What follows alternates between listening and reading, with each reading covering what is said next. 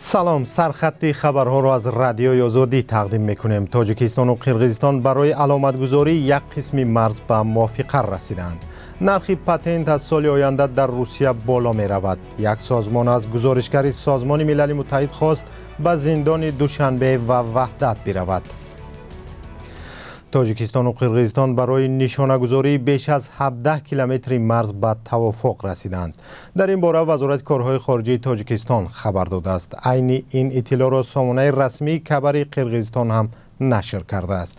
بنا به خبرنامه رسمی از 1 تا 6 دکبر در شهر بادکند واخوری نوبتی گروه‌های کاری توپوگرافی تاجیکستان و قرقیزستان عاید به علامتگذاری مرز برگزار گردید. مقامات دو کشور نگفتند که این 17 کیلومتر مرز در کدام منطقه سرحد جایگیر شده است. دو طرف با ذکر اینکه واخوری در فضای دوستی و همدیگر فهمی برگزار شد دیگر جزئیات ندادند. در نظر است که واخوری نوبتی گروه‌های کاری در تاجیکستان برگزار گردد.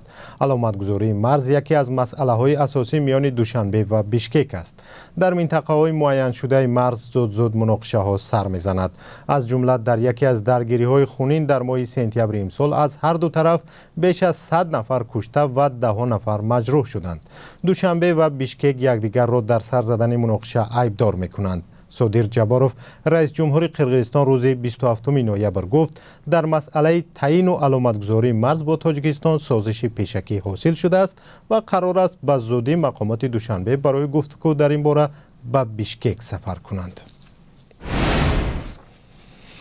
نرخ پتنت یا اجازتنامه کار به مهاجران کاری سر از سال 2023 در اکثر شهرهای روسیه بالا می رود. اولی ماه نوامبر قانونگذاری انداز روسیه تغییر یافت و بر این اساس مهاجران برای پتنت مبلغی بیشتر می سپارند. محمد جان صابیروف حقوقشناس مقیم روسیه که به تغییرات اخیر شناس شده است گفت نرخ پتنت در مسکو از 5900 روبل به 6600 روبل بالا خواهد شد. یعنی مهاجران مقیم مسکو نسبت به سال گذشته 700 روبل بیشتر خواهند سپرد. با گفته حقوقشناس در سنت پترزبورگ نرخ پتنت 4200 روبل است که از سال 2023 به 4400 روبل یعنی 200 روبل گرانتر خواهد شد.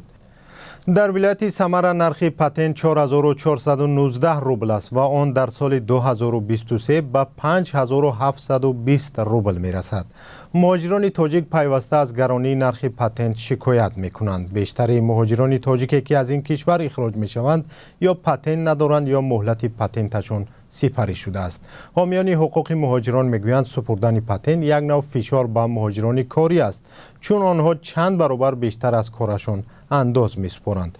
در روسیه حدود 1 میلیون مهاجر تاجیک است که اکثر آنها طریق پتنت کار میکنند. در این باره صحبت مفصلی داریم که در برنامه‌های آینده تماشا کنید.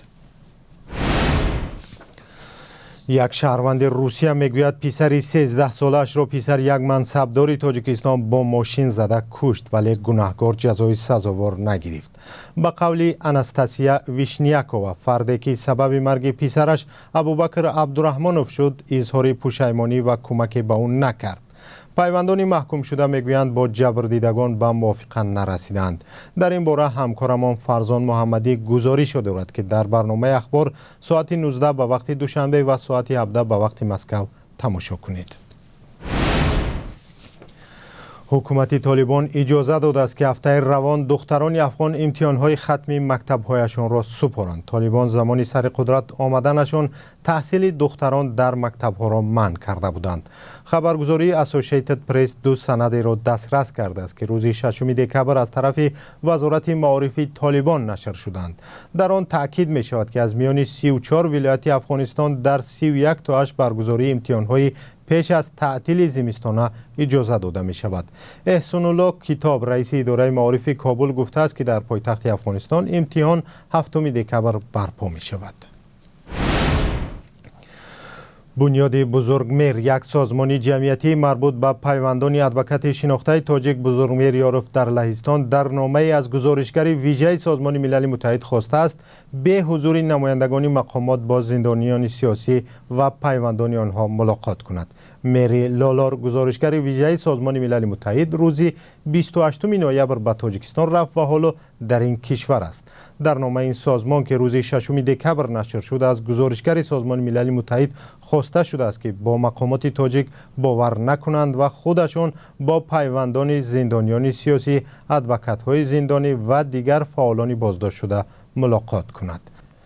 تاجیکستان وجود مخالفان سیاسی در کشور را رد می کند، ولی منتقدان حکومت مخالفان و ادوکات‌ها، آزاداندیشان و روزنامه‌نگاران محبوس را زندانیان سیاسی می نامند، چون به این نظرند که آنها برای اندیشه های سیاسیشان تعقیب شدند.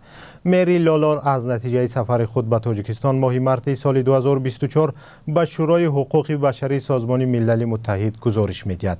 امسال در پس منظر عملیات حکومت در ولایت مختار کوهستان بدخشان 7 روزنامه‌نگار و بلاگر بازداشت و چندی از آنها برای سالهای دراز به زندان محکوم شدند. نگاه به قرب اسعار در تاجیکستان. قرب رسمی روبل در نسبت به یک روز پیش 2 سامانی پایان رفته است. بانک ملی تاجیکستان برای روز 7 دکبر قرب 1000 روبل روسی را 158 سامانی و 50 درم، $1 آمریکایی را 10 سامانی و 20 درم و 1 یورو را 10 سامانی و 74 درم مقرر کرده است. معمولا در بانک‌های تجارتی قرب اسعار فرق می‌کند. این بود سرخط خبرها و خبرهای بیشتر را ساعت 17 به وقت مسکو و ساعت 19 به وقت دوشنبه انتظار باشید. خدا نگهدار.